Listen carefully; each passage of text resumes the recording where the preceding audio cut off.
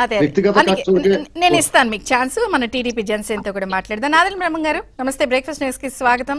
చంద్రబాబు కాదు ప్రచండ బాబు అంట ఈ రోజు నుంచి మీ అందరికీ కూడా కట్టు గట్టు దాటితే ఇక అతి చేస్తే అంతే అట, చెప్పండి. చంద్రిక గారు మీకు, అదేవిధంగా ఏబిఎన్ ప్రేక్షకులకు, డిబేట్ లో ఉన్నటువంటి అడుస్మలి గారికి, వివేక్ గారికి అందరు కూడా తెలుగుదేశం పార్టీ పక్షాన ధన్యవాదాలు, కృతజ్ఞతలు తెలియజేసుకుంటూ, ఖచ్చితంగా మీరు ఏదైతే ఓడి వాడారో ప్రచండ బాబు అని చెప్పి, చంద్రబాబు నాయుడు గారు మొదటి నుంచి అలానే ఉన్నారు. ఇప్పుడు లోకేష్ బాబు గారు కూడా పార్టీ నిర్ణయాల్లో క్రియాశీలకంగా మారారు. లోకేష్ గారు ఈ జనరేషన్ వ్యక్తి కాబట్టి పెద్ద ఆయనకి చంద్రబాబు నాయుడు గారికి కొంచెం అచితూచి నిర్ణయాలు తీసుకోవచ్చు కానీ బట్ లోకేష్ గారు అలా కాదు.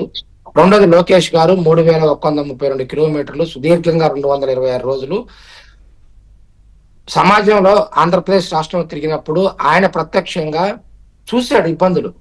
అంటే పోలీసులు ఏ విధంగా ఇబ్బంది పెట్టారు, అధికార పార్టీ ఏ విధంగా ఇబ్బంది పెట్టింది, కార్యకర్తలు వాటన్నిటిని దాటుకొని ఏ విధంగా కష్టపడుతూ వస్తున్నారు అనేది లోకేష్ గారు ప్రత్యక్షంగా చూశారు.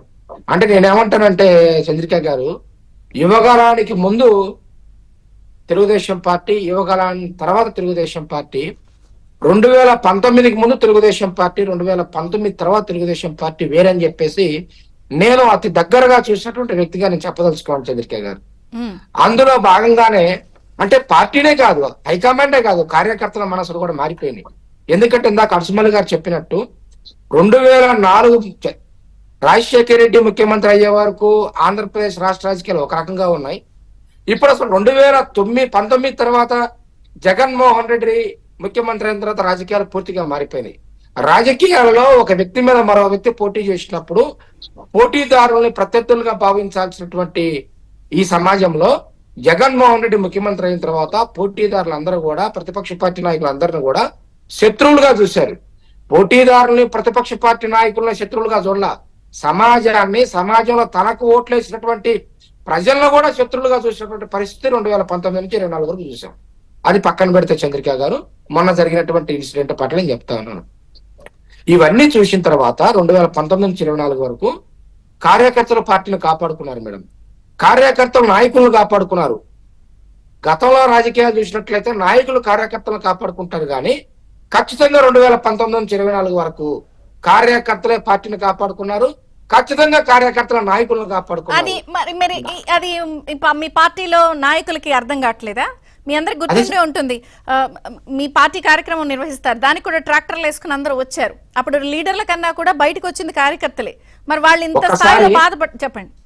ఒక్కసారి ఒంగోలులో మహానాడు జరిగితే ఆ రోజు ఉన్నటువంటి ప్రభుత్వం మాకు వెహికల్స్ ఇవ్వకపోతే చంద్రబాబు నాయుడు గారు ఇంట్లో 2 వీలర్లు ఉన్నాయా తీయండి, సైకిళ్ళు ఉన్నాయా తీయండి, ట్రాక్టర్లు ఉన్నాయా తీయండి, చివరికి ఎద్దుల బండ్లు ఉన్నా కూడా తీయండి, అందరినీ గ్రామాలు ఒక్కసారిగా ఒంగోలు వైపు చూడాలని చెప్పి పిలుపునిస్తే ఆ విధంగా కలిసి వచ్చారు. ఆ విధంగామైనటువంటి విజువల్స్ కూడా మనం చూసాం చంద్రిక గారు మీ ఛానల్లో కూడా. అయితే ఇక్కడికి వచ్చేసరికి నేను టాపిక్ వస్తున్నాను.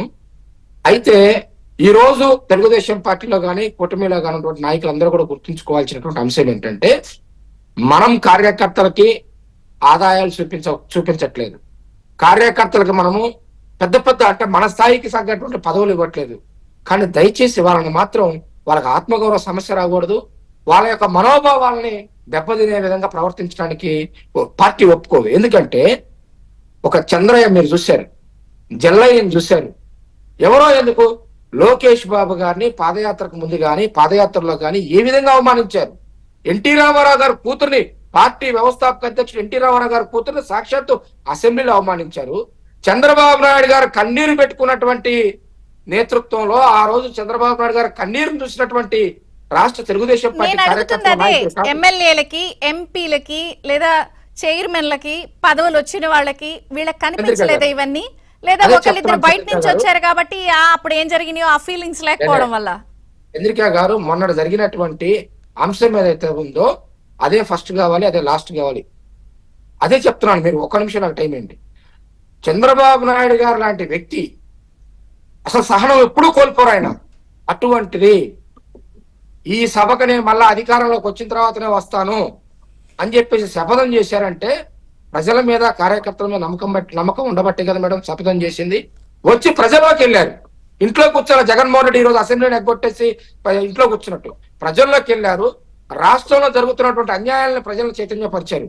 చంద్రబాబు నాయుడు గారైనా, లోకేష్ బాబు గారైనా, లేకపోతే ఎవరి కార్యక్రమం అయినా సరే విజయవంతం చేసేది భుజాలు కాయలు కాసే విధంగా జెండా మోసినటువంటి కార్యకర్త మాత్రమే. కాబట్టి కార్యకర్త యొక్క మనోభావాలే అధిష్టానం పట్టించుకుంటుంది. కాబట్టి మొన్న జరిగినటువంటి ఎపిసోడ్ లో ఉన్నటువంటి నాయకులు ఇప్పటికి అర్థం చేసుకున్నారు, క్షమాపణలు చెప్పారు.